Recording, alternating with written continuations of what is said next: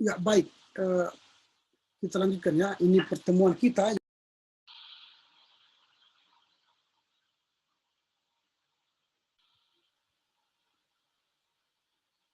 Oke, sudah gabung lagi ya semua ya.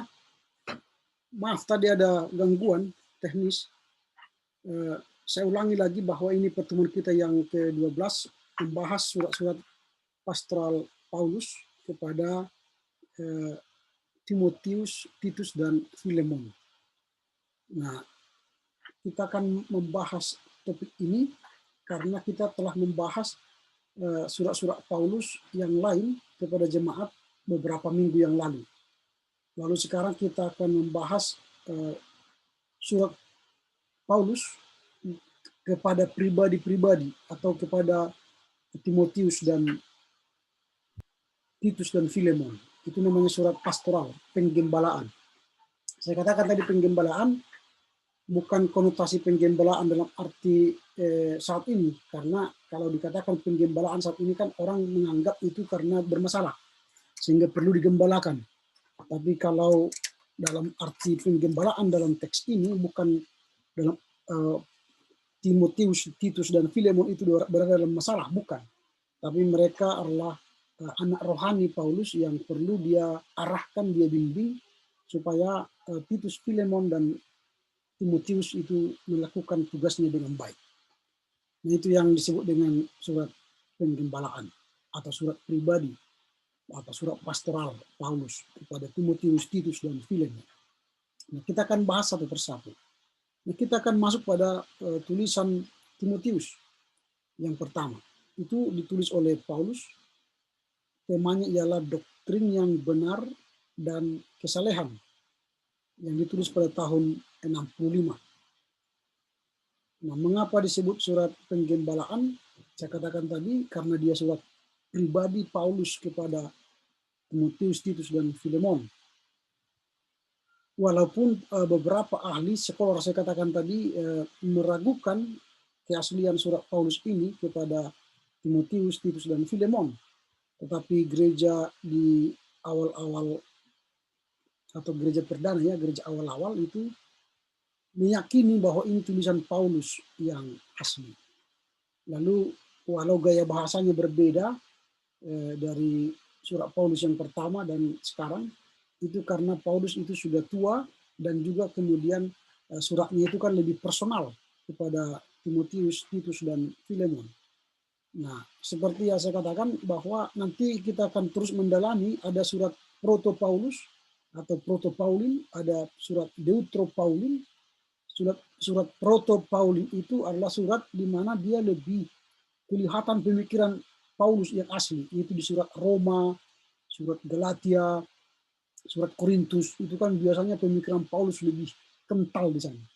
Tapi dalam surat-surat Timotius, Titus, Filemon itu pemikiran Paulus tidak begitu asli lagi, sudah termasuk pemikiran-pemikiran orang, maka dia disebut dengan Deutero Paulin. Deutero Paulin atau tulisan Paulus yang kedua. Pemikirannya sudah ada tercampur dengan yang lain. Itu yang disebut dengan Proto Paulin. Nah, kemudian hukuman penjara pertama kali yang dialami oleh Paulus di Roma, inilah yang membuat dia menuliskan surat ini kepada Timotius. Nah, setelah itu menurut keterangan Clemens dari Roma sekitar tahun 96, Kanon Muratoria sekitar tahun 170 Masehi, Paulus meninggalkan Roma menuju ke arah barat Spanyol, dan di sana ia melaksanakan pelayanan yang sudah lama dicita-citakannya. Nah, berdasarkan data dalam surat penggembalaan ini, Paulus kemudian kembali ke Laut Aegea, khususnya Kreta, Makedonia, dan Yunani untuk pelayanan selanjutnya. Nah, kemudian sekitar tahun 64-65 Masehi, Paulus menugaskan Timotius sebagai wakil rasuli untuk melayani Efesus dan Titus di Kreta. Jadi Timotius itu di Efesus dan Titus itu di Kreta. Kemudian dari Makedonia, Paulus menulis surat yang pertama kepada Timotius, dan beberapa waktu kemudian ia menulis surat kepada Titus. Setelah itu Paulus kembali ditawan di Roma. Lalu ketika dia menulis surat yang kedua kepada Timotius tidak lama sebelum dia mati syahid pada tahun 67-68 Masehi.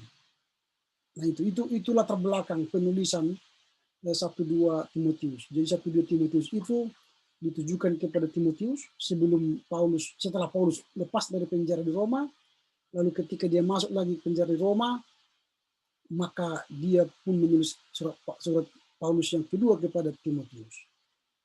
Nah, apa tujuan Paulus menulis surat kepada Timotius yang pertama ini?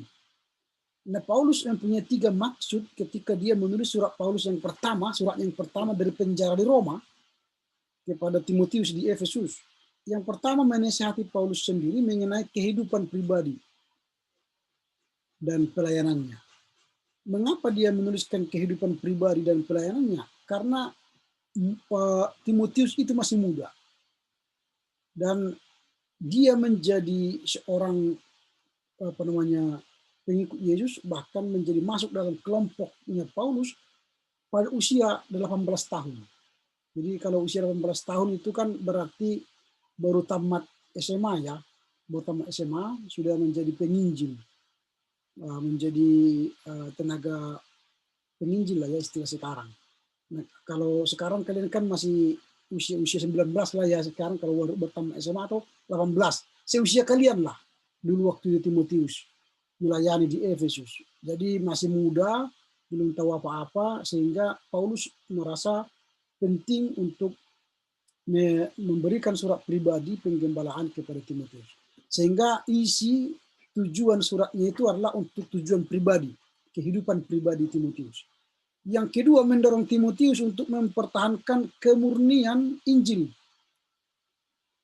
Nah, jadi di Efesus itu kan ada banyak tantangan yang dihadapi Timotius. Lalu dia menulis surat kepada Timotius tujuannya supaya Timotius itu mempertahankan kemurnian Injil dari pencemaran guru-guru palsu. Dan yang ketiga, memberikan pengarahan kepada Timotius mengenai urusan dan persoalan gereja di Efesus. Itulah tujuannya. Jadi bagaimana Paulus itu hendak mengerahkan terus kehidupan pribadi Timotius supaya berada dalam kemurnian Injil dan Timotius berada dalam koridor yang benar untuk mengurus gereja di Efesus. Itu tujuannya, tiga tujuan. Lalu kalau kita mendalami surat kiriman Paulus yang pertama ini kepada Timotius, salah satu hal yang disampaikan Paulus kepada pembantu mudanya Timotius itu untuk berjuang mempertahankan iman yang sejati. Supaya apa? Supaya ajaran palsu yang ada di Efesus itu tidak menyebar, tidak berkembang. Karena hanya dengan Injil lah mampu menyelamatkan, bukan dengan tanda petik Injil palsu itu. Nah, Paulus juga menginstruksikan Timotius mengenai syarat-syarat kerohanian dan sifat bagi para pemimpin gereja. Nanti ini menjadi dasar gereja untuk memilih calon sintua atau diaken, pertua. Ini diambil dari surat Timotius. Karena Paulus memberikan syarat-syarat untuk menjadi orang-orang yang melayani nanti di tengah-tengah jemaat. Ini yang disampaikan oleh Paulus. Antara lain Paulus menasihatkan Timotius bagaimana bergaul dengan berbagai kelompok dalam jemaat.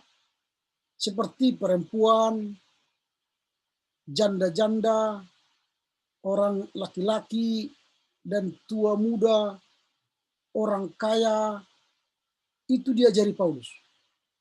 Sehingga ketika Timotius melayani jemaat, dia tidak hanya berfokus pada satu kategori saja, orang tua saja. Tidak fokus pada orang-orang kaya, tapi juga kepada orang miskin, kepada janda, kepada duda.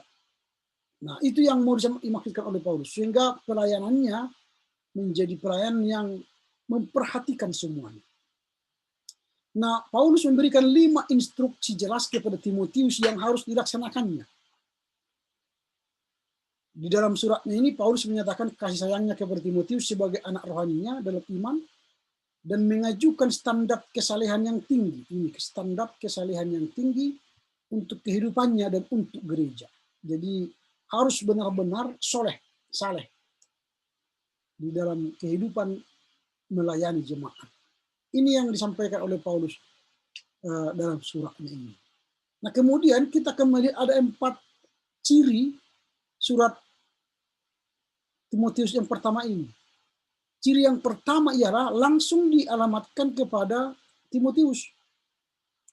Jadi surat ini langsung, bukan kepada jemaat, tapi langsung kepada Timotius sebagai wakil Paulus di jemaat Efesus. Kemudian surat ini sangat emosional ya, artinya punya hubungan yang dekat antara Paulus dengan Timotius. Itu yang pertama, cirinya. Ciri yang kedua, bersama dengan surat 2 Timotius di dalam surat PB, surat ini menekankan tanggung jawab pendeta untuk memelihara Injil. Jadi tanggung jawab sebenarnya ini Timotius atau juga sekarang pendeta memelihara Injil. Supaya apa? Supaya tetap murni, bebas dari ajaran palsu yang melemahkan atau yang menyesatkan. Jadi harus murni. Sekarang kan ada banyak, kalau dulu konteks dulu di Efesus ada banyak guru-guru palsu yang dihadapi oleh Timotius. Sekarang pun ada banyak ajaran yang menyesatkan, yang mungkin kita tidak tahu. Kalian juga tidak tahu. Tetapi dia sudah mencoba merusak ajaran-ajaran kekristenan. Nah, sekarang ada mengajarkan Unitarian. Allah itu hanya Esa, tidak ada Tritunggal. Ada yang mengajarkan Dwitunggal. Nah, tidak lagi Tritunggal. Jadi sudah ada mono, Unitarian, Uni satu, ada yang Dwitunggal dan melawan Tritunggal. Itu sekarang sudah ada.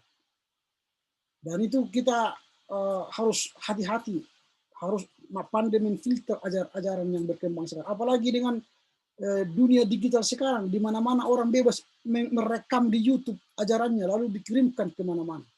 Atau mengirimkan melalui WhatsApp, atau mengirimkannya dengan Facebook. Maka hati-hati. Saat ini kita perlu, apalagi guru-guru pendidikan agama Kristen, harus perlu melihat mana ajaran yang Alkitabiah, mana yang tidak. Nah, ini sama seperti Paulus menuliskan surat kepada Timotius supaya menjaga kemurnian. Itu ciri yang kedua. Yang ketiga, menekankan nilai unggul dari Injil.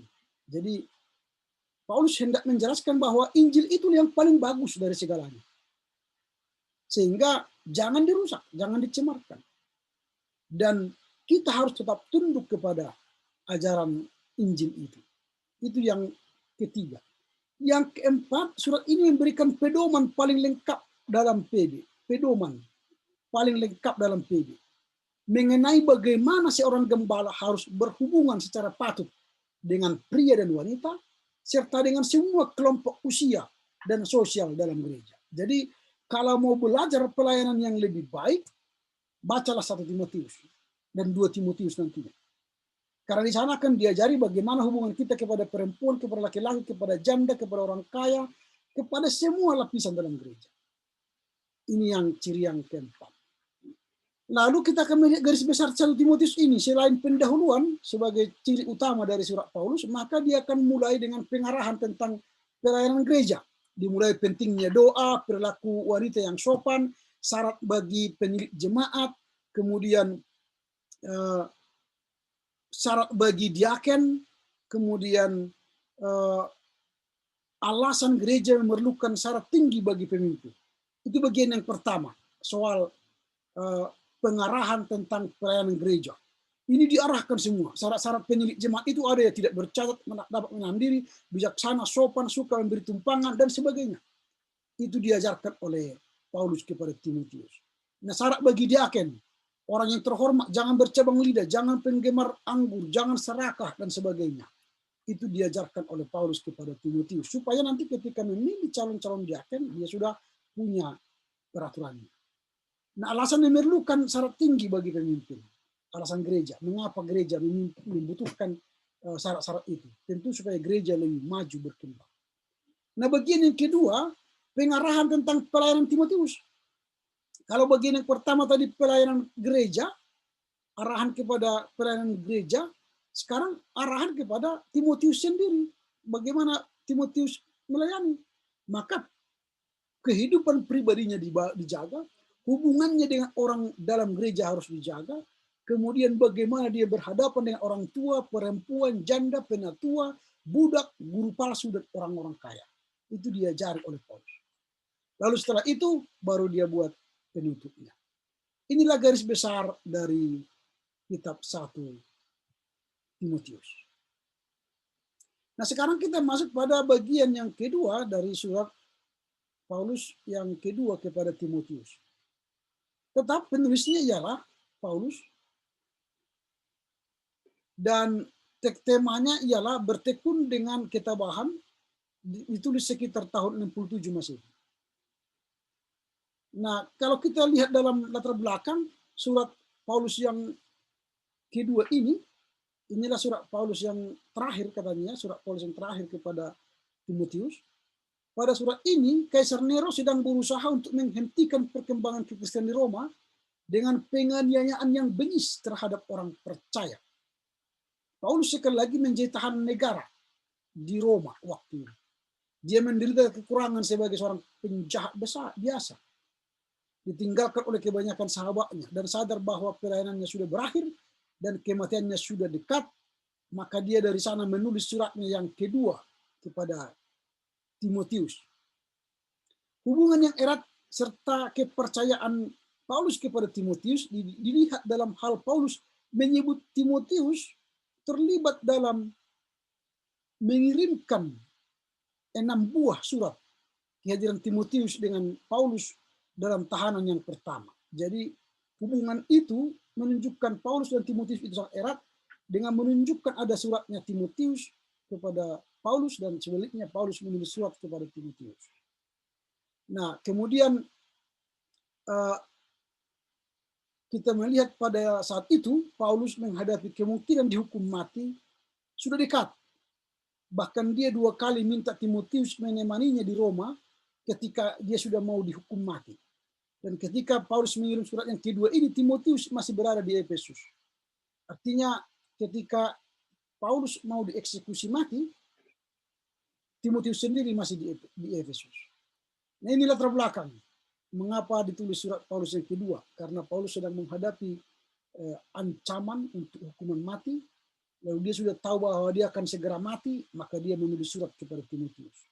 Dan ini surat yang terakhir sebelum mati. Dan setelah dia mati kan tidak menulis surat lagi. Nggak mungkin lagi orang yang mati menulis surat kan. Makanya surat 2 Timotius inilah surat Paulus yang terakhir. Nah, kemudian kalau kita melihat mengapa Paulus menulis surat yang kedua ini, tujuannya apa? Untuk mengetahui Timotius bahwa Timotius pemalu serta menghadapi kesukaran. Dan karena menyadari akan kemungkinan penganiayaan berat di luar gereja dan adanya guru-guru palsu dalam gereja, Paulus menasihatkan agar dia memelihara Injil, memberitakan firman Allah, menanggung kesukaran, dan melaksanakan tugas-tugasnya. Itu tujuannya, karena Paulus sudah melihat bahwa penganiayaan semakin tinggi, lalu guru-guru palsu semakin kencang mengajarkan ajarannya, maka Paulus menulis surat yang kedua supaya apa? Timotius itu tetap memelihara Injil, memberitakan firman Allah, menanggung kesukaran atau penderitaan, dan melaksanakan tugas-tugasnya. Ini yang tujuannya. Lalu kita mendalami surat 2 Timotius ini, Paulus meyakinkan Timotius tentang kasih dan doanya. Artinya kasih dan doa Paulus terhadap Timotius itu tidak pernah terputus. Dari penjara pun Paulus terus mendoakan Timotius. Itulah menunjukkan kasihnya kepada Timotius. Lalu dia mendorong supaya Timotius tetap setia kepada Injil. Memelihara kebenaran dengan tekun dan mengikuti teladannya. Maksudnya teladan Paulus. Nah, kalau kita bahas nanti pasal kedua, Paulus menegaskan atau menugaskan menugaskan anak rohaninya untuk memelihara iman dengan mempercayakan kebenaran kepada orang lain. yang dapat dipercaya untuk mengajarkannya kepada orang lain. Nah, Paulus menasihati gembala yang muda ini, maksudnya Timotius, untuk menanggung kesukaran. Menanggung kesukaran, arti tahan menderita. Supaya Timotius tidak kalah atau imannya surut gara-gara penderitaan. Tapi dia diajar oleh Paulus supaya seperti prajurit yang baik, melayani Allah dengan rajin, bahkan memberitakan kebenaran Injil Rasul. Nah, artinya Paulus dalam surat yang kedua ini mengingatkan Timotius bahwa kejahatan dan kemurtatan akan meningkat karena tadi kencangnya guru-guru palsu itu. Tetapi Paulus menasihatkan Timotius agar tetap setia kepada iman yang benar, kepada iman yang diwarisi oleh Paulus kepada Timotius, supaya jangan dia merasa kecil hati.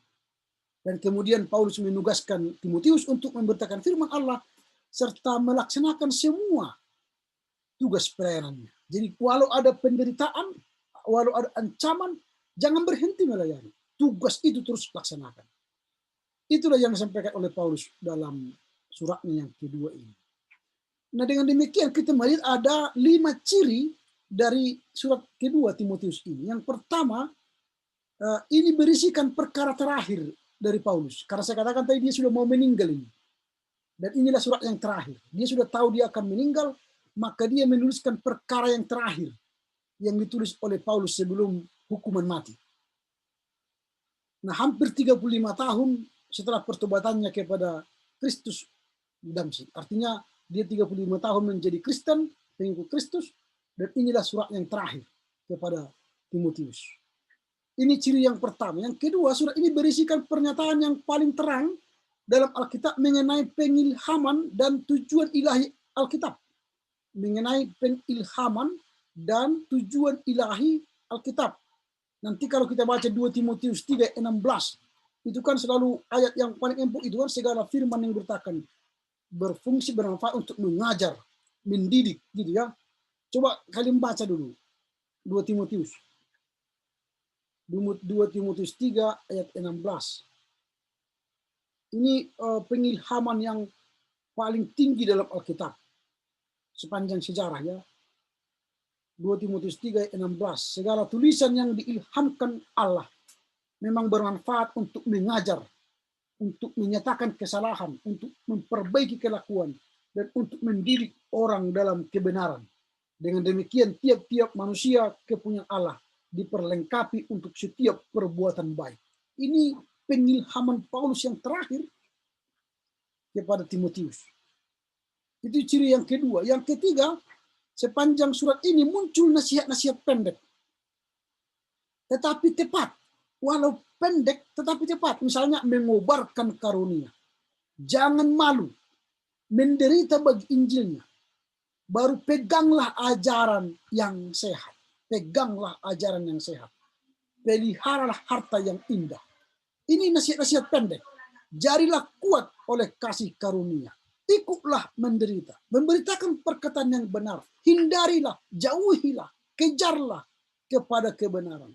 Beritakanlah firman. Lakukanlah pekerjaan pemberitaan ini. Tunaikan tugas panggilanmu. Nah ini. Jadi di sini ada nasihat-nasihat pendek, tetapi sangat powerful. Ini ciri yang ketiga. Lalu ciri yang keempat ialah berulang-ulang banyak nasihatnya untuk berpegang pada iman. Untuk berpegang pada iman.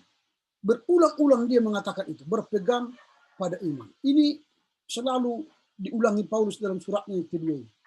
Dan yang terakhir cirinya ialah kesaksian terakhir Paulus adalah satu tokoh, satu contoh yang mengharukan dari keberanian dan harapan ketika menghadapi mati syahid yang sudah pasti. Jadi dalam suratnya yang kedua ini, dia menjelaskan bahwa dia siap untuk menerima hukuman mati itu tanpa menolak. Ini kesaksiannya yang luar biasa. Nah, baru kita lihat garis besar dari Timotius ini. Apa garis besarnya? Selain pendahuluan yang menjadi ciri utama Paulus. Pertama, pesan Paulus kepada Timotius. Apa itu? Mengobarkan karunia, bersedia menderita, teladan Paulus, peganglah dan pelihara kebenaran. sahabat-sahabat Paulus di Roma dan setia dan tidak setia. Itu bagian yang penting bagi Paulus, pribadi Paulus. Lalu bagian yang penting bagi hamba Tuhan. Nah tadi kalau yang pertama kan bagi gereja dan Timotius. Yang kedua bagi Timotius dan hamba Tuhan. Apa itu? Jadilah kuat, percayakan berita kepada orang yang dapat dipercaya, bertahan dalam kesusahan, sebagai prajurit yang baik dan sebagainya. Lalu yang terakhir yang dia tulis, peningkatan kejahatan terakhir yang mendekat. Dia disuruh gambarkan ada peningkatan kejahatan, itu guru-guru palsu itu. Dan kemudian bertekun dalam kebenaran. Kemudian beritakanlah firman. Kemudian kesaksian dan pengarahan Paulus. Inilah surat Paulus yang terakhir. Dan surat Paulus yang kedua kepada Timotius sebelum dia meninggal. Inilah garis besar surat Paulus yang kedua kepada Timotius. Sekarang kita masuk pada surat Titus. Nah, Titus ini tetap masih ditulis oleh Paulus.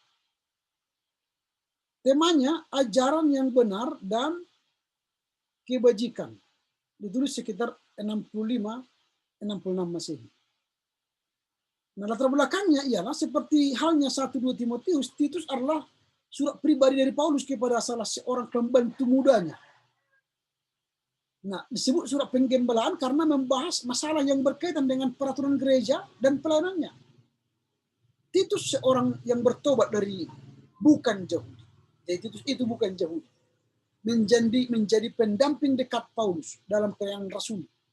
Walaupun namanya disebutkan dalam Kisah Para Rasul, tidak disebutkan dalam Kisah Para Rasul, hubungan erat dengan Paulus ditunjukkan dengan apa itu? Yang pertama, disebutnya Titus sebanyak 13 kali dalam surat Paulus. Ini menunjukkan bahwa hubungan Paulus dengan Titus itu memang benar-benar bagus dan jelas dekat sekali. Karena namanya disebut 13 kali dalam surat-surat Paulus. Kemudian Titus itu adalah orang yang bertobat dalam pelayanannya. Sehingga dia menjadi anak rohani Paulus. Dia menjadi anak rohaninya Paulus. Dan seperti Timotius menjadi teman sekerja Paulus yang terpercaya dalam pelayanannya. Kemudian yang ketiga dijadikan wakil Paulus setidaknya untuk satu tugas penting ke Korintus selama perjalanan misi yang ketiga. Dan yang terakhir pelayanan si Timotius ini sebagai teman sekerja Paulus. Inilah bukti bahwa hubungan Paulus dengan Titus itu cukup dekat. Nah, kemudian Paulus dan Titus bekerja sama dalam waktu singkat di Kreta. Jadi dia pernah bersama Paulus bekerja di Kreta, walaupun singkat. Kemudian tidak lama sesudah peristiwa itu, Paulus menulis surat kepada Titus, menginstruksikan Titus untuk menyelesaikan pekerjaan yang telah mereka awali bersama. Itu di Kreta tadi. Di Kreta itu Paulus menginstruksikan kepada Titus supaya selesaikan pekerjaan kita itu. Nah, kemudian mungkin Paulus menitipkan surat ini kepada Zenas dan Apolos dan yang akan melewati Kreta. Jadi Paulus mengirimkan suratnya kepada Titus itu melalui Zenas dan Apolos yang akan melewati Kreta. Nah, dalam suratnya ini Paulus menyampaikan rencananya untuk mengirim Artemas dan Tikhikus dengan segera untuk menggantikan Titus. Karena setelah Titus harus ikut serta dengan Paulus di Nikapolis. Nah, itu yang kita lihat dalam latar belakang. Nah, sekarang kita melihat mengapa Paulus menulis surat kepada Titus. Tujuannya adalah yang pertama untuk menata apa yang ditinggalkan oleh Paulus. Menata apa yang ditinggalkan Paulus di Kreta. Supaya apa yang dimulai oleh Paulus itu jangan bubar begitu saja, tapi ditata lebih baik. Termasuk penataan kepada penetapan penatua. Lalu untuk membantu jemaat bertumbuh dalam iman, pengetahuan akan kebenaran dan kesalehan. Jadi Paulus mengirimkan surat ini kepada Titus supaya apa? Jemaat itu ditolong, dibantu untuk bertumbuh dalam iman dan pengetahuan kebenaran dan kesalehan. Lalu membungkam guru-guru palsu. Lalu datang kepada Paulus setelah ia diganti oleh Artemas dan Tikhikus. Inilah tujuan surat Paulus kepada Titus. Nah, sekarang kita mendalami surat Titus ini. Nah, Paulus membahas 4 pokok dalam surat Titus ini. Yang pertama, dia menginstruksikan kepada Titus mengenai tabiat dan syarat rohani, yang diperlukan mereka yang akan dipilih menjadi penatua. Jadi ada syarat-syarat, tabiat, karakter yang harus dipenuhi seseorang jika dia ingin menjadi penatua. Nah, penatua haruslah orang yang saleh, sifatnya terbukti berhasil menuntun keluarganya sendiri. Jadi seorang penatua yang mau dipilih menjadi pelayan atau sintua pertua sekarang, dia kan harus berhasil menuntun keluarganya kepada jalan yang benar. Nah, kemudian Paulus menyuruh Titus mengajarkan doktrin yang benar serta membungkam dan menegur para guru palsu. Lalu yang ketiga, menggambarkan untuk Titus peran yang patut untuk laki-laki dan untuk yang lanjut usia. Bagaimana peranan yang patut untuk laki-laki, untuk lanjut usia, wanita yang sudah tua, wanita yang masih muda, para pemuda, dan para budak. Jadi ada perannya masing-masing. Lalu yang keempat, Paulus akhirnya menekankan bahwa kebajikan dan kehidupan yang benar adalah buah yang perlu dari iman yang sejati. Jadi perbuatan kita yang baik itu adalah buah yang benar dari iman kita yang sejati. Itu yang menjadi penekanan utama Paulus dalam surat Titus ini. Lalu apa ciri surat Titus? Ada 3 ciri utama dari surat Titus itu. Yang pertama, berisi 2 ringkasan klasik mengenai sifat sesungguhnya dari keselamatan dalam Kristus Yesus. Yang kedua, surat ini menekankan bahwa gereja dan pelayanannya harus dibangun di atas landasan rohani, teologis, etis yang sangat kuat. Jadi pelayanan itu harus dibangun di atas landasan rohani, teologis, dan etis yang sangat kuat. Lalu yang ketiga, surat ini berisi dari salah satu dari 2 daftar panjang yang menyebutkan syarat yang harus dipenuhi pemimpin dalam gerejanya. Jadi surat ini memberikan salah satu dari 2 syarat untuk menjadi pemimpin yang rohani dalam gereja. Nah, kita masuk pada garis besar surat Titus yang pertama setelah pendahuluannya, pengarahan mengenai penugasan penatua. Jadi penatua itu tugasnya apa? Ada tugas penatua. Berbagai syarat-syarat penatua. Sama seperti Titus tadi, ada syarat-syarat penatua. Kemudian yang bagian yang kedua yang dituliskan oleh Paulus ialah pengarahan mengenai guru palsu. Bagaimana membungkam guru palsu itu. Lalu bagian yang ketiga ialah pengarahan mengenai aneka kelompok dalam gereja. Yaitu tadi ada kelompok muda, kelompok wanita, kelompok lansia, kelompok budak, itu diarahkan bagaimana. Lalu yang terakhir ialah nasihat tentang kebajikan. Bagaimana Titus itu melakukan pelayanannya dengan kebajikan, kemurahan hati Allah misalnya, atau membedakan yang berguna dan mana yang tidak berguna. Lalu penutup. Inilah garis besar dari Timotius. Nah, dengan demikian kita telah mengakhiri 3 pokok bahasan dari surat pastoral Paulus hari ini. Dikatakan tadi surat pastoral karena suratnya pribadi kepada Timotius dan kepada Titus. Dan minggu depan kita akan membahas Filemon, salah satu bagian dari surat pastoral Paulus juga kepada Filemon, dan nanti kita akan masuk pada surat-surat surat-surat rasuli. Nah, ini yang akan kita bahas pada hari ini dan akan kita bahas minggu depan. Baik, dengan demikian berakhirlah perkuliahan kita hari ini. Jika ada pertanyaan, silakan, masih ada waktu sekitar 3 menit. Silakan kalau ada yang bertanya. Pak, izin bertanya, Pak. Silakan. Itu kalau memang sesuai dengan yang dikatakan Paulus untuk mengenai syarat kepemimpinan dalam gereja, dan juga di bagian penatua tadi, itu saya dapat simpulkan, Pak, memang diharuskan sebagai pemimpin itu ialah dia sebagai laki-laki. Karena sedangkan di penatua sendiri harus beristri cuma 1 tadi itu ada di bagiannya, Pak. Ya. Dan mengapa di masa sekarang banyak itu di pemimpin gereja yang berjenis kelamin perempuan, Pak? Saya bukannya tidak mengatakan perempuan tidak bisa, tapi ini kan sebagai kesetaraan gender juga, Pak, sebagai kita orang Kristen yang adanya landasan yang diberitahukan si Paulus di dalam Alkitab. Ya, baik. Memang secara letter-let ya, yang tertulis tidak ada dikatakan oleh Paulus bahwa pemimpin itu haruslah laki-laki dan perempuan gitu ya. Tapi bukan berarti Paulus tidak memberi kesempatan dan ruang bagi perempuan. Dalam penginjilan Paulus ada banyak perempuan yang terlibat dalam penginjilannya. Lydia misalnya. Itu menjadi orang yang termasuk dalam tim penginjilan Paulus. Aquila dan Priscilla, keluarga itu masuk dalam tim penginjilan Paulus. Dan kalau kita tarik lagi jauh ke perjanjian lama, perempuan pun sudah mengambil peran dalam pemimpin Israel misalnya. Misalnya Esther itu kan itu pemimpin dalam rangka melawan ketidakadilan saat itu. Cerita tentang Ruth dan Naomi misalnya, itu pemimpin yang berperan.